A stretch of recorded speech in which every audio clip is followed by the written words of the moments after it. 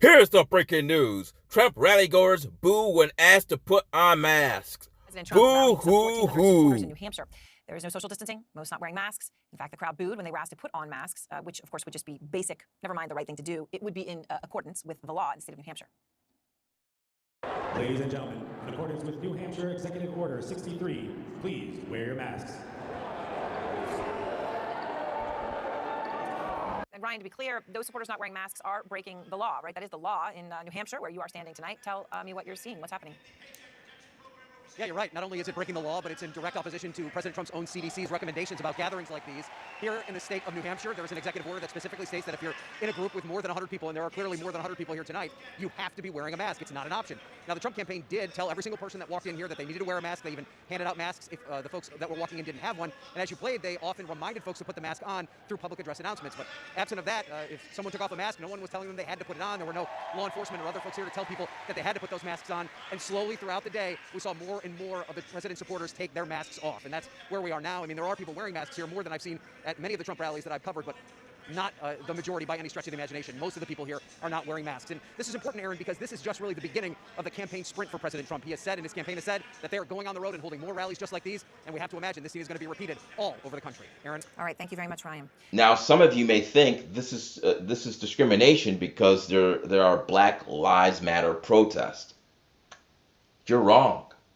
First of all, the DNC was 100% virtual, and when Kamala Harris and Joe Biden and some other people were meeting in a room, they were socially distancing, and they wore masks.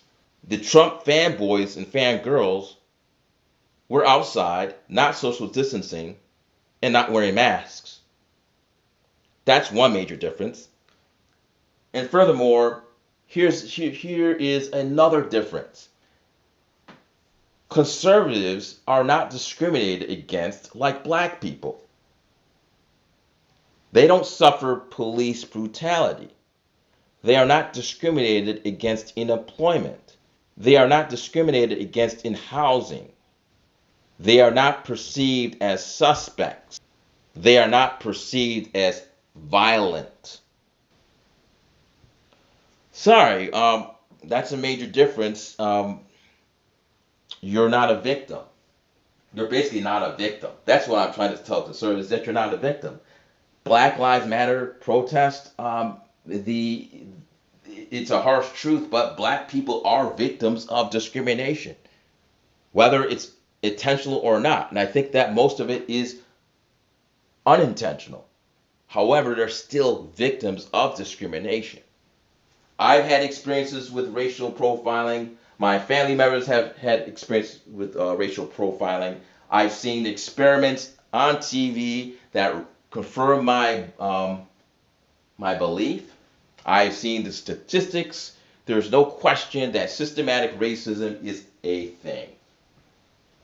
So, for all those conservatives who think that Black Lives Matter protests can be compared to the silly gathering of people during the Republican National Convention, I'm just going to tell you that you're naive.